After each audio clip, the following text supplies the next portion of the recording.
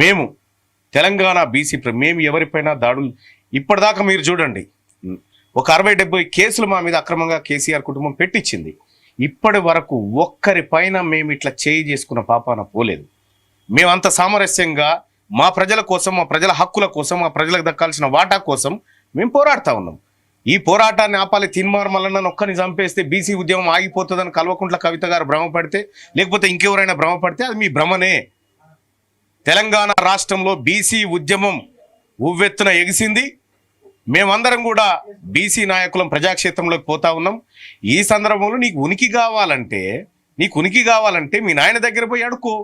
బీసీల మీద దాడులు చేసి, బీసీల ఆఫీసుల మీద దాడులు చేసి నువ్వు ఏం సాధించాలనుకుంటున్నావు? నేను సోదరి కవిత గారిని అడుగుతా ఉన్నా.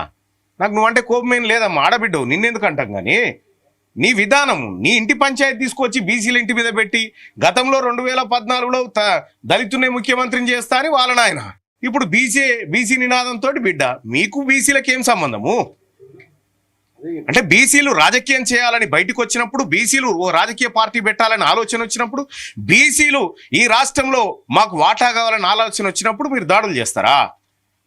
మీరు హత్యాయత్నాలు చేస్తారా? ఈ తెలంగాణ రాష్ట్రంలో నా ఆఫీస్లో చాలా మంది పేదవాళ్ళు పొద్దునుంచి వచ్చి ఉంటారు, వాళ్ళ సమస్యల కోసం ఉంటారు.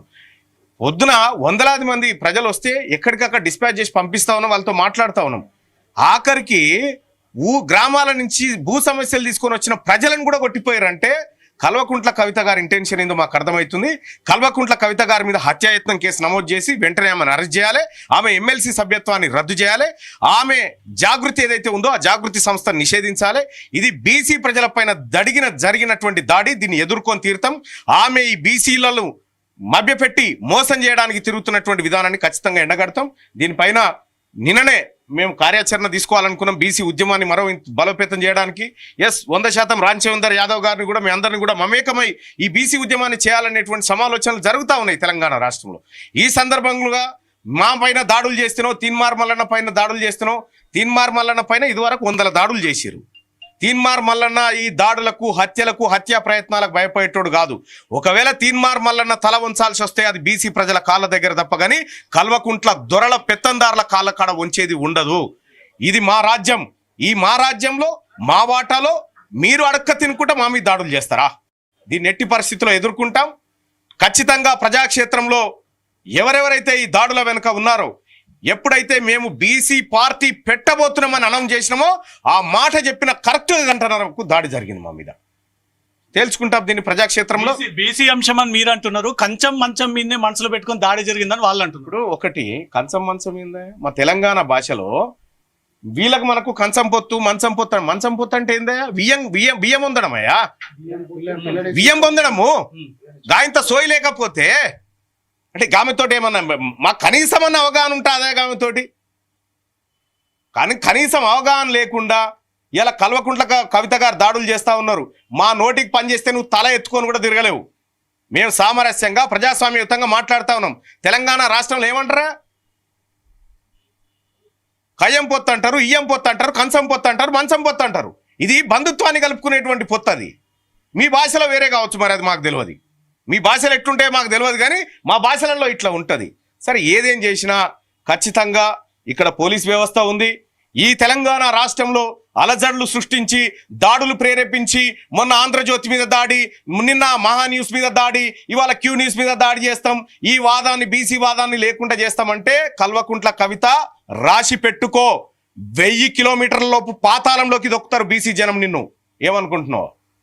ఇప్పుడు మీరు ఇచ్చిన కంప్లైంట్ లో కవిత పేరుని మెన్షన్ చేశారా? అక్యూజ్ కిందకి చేర్చమని వాళ్ళు వచ్చిన వాళ్ళు అదే చెప్తారు కదా. వచ్చిన వాళ్ళు చెప్పింది అదే, మా కవితక్క అని చెప్తా ఉన్నారు. ఆమెనే ఆమెనే అంతు చూస్తామని చెప్తా ఉన్నారు. వాళ్ళ వాట్సాప్ గ్రూపులు ఉన్నాయి. ఇప్పుడు ఇలా వాళ్ళ వాట్సాప్ గ్రూప్ లోనే కవిత కూడా అందులో ఉంది. ఉండి హత్యలకు ప్రేరేపిస్తా ఉంది అన్నట్టు. ఏం చెప్తారు తెలంగాణ ప్రజలకు, బీసీ నాయకులకు? నేనొకటి చెప్తా ఉన్నా, గీ చిల్లర మల్లరతోని బీసీ ఉద్యమాన్ని ఆపుదాం అనుకుంటే అది అయ్యేది కాదు. ఈ తెలంగాణ రాష్ట్రంలో బరాబర్ బీసీలమంతా ఒక్కటైనం, రాజకీయంగా చైతన్యవంతమై రాజ్యాధికారం దిశగా పోతా ఉన్నాము. ఈ ఉడక ఊపులకు ఈ హత్యాయత్నాలకు ఇక్కడ ఎవడు భయపడడు. ఖచ్చితంగా దీన్ని ఎదుర్కొని తీరుతాం, ప్రజాక్షేత్రంలో ఎండగడతాం. What is next Mallanna action plan మీ దాడి తర్వాత? మల్లన్న పని మల్లన్నకు ఉన్నది భయ్. పని లేనోళ్ళే మా మీద దాడి చేస్తారు. మల్లన్న పని మల్లన్నకు ఉన్నది. తెలంగాణ రాష్ట్రంలో బీసీలు అధికారంలోకి రావడానికి, బీసీ ప్రజలను రాజకీయంగా చైతన్యవంతం చేయడానికి మల్లన్న పని మల్లన్నకే ఉన్నది. మేము కొత్తగా పని చేసుకోవాల్సి లేదు. మాకు 2030 వరకు ఏమేం పని చేయాలో రాసుకున్నాం ప్రతిరోజు డైరీలో. ఆ పని మాకున్నది. మా డైరీలలో మా నడవడికలో దాడులు, హత్యలు లేకపోతే ఈ కార్యక్రమాలు లేవు. ప్రజల ప్రేమ పొందడం, ప్రజలకు ఆదుకోవడం, ప్రజలకు మంచి చెప్పడం, భావజాల వ్యాప్తి ఇవి మా సిద్ధాంతాలు. మా పని మాకున్నది. ఖచ్చితంగా తెలంగాణ రాష్ట్రంలో ఇవాళ చెప్తా ఉన్న 100% బీసీల పార్టీ వస్తుంది. మీకు దమ్ముంటే ఎదుర్కోండి, చూద్దాం.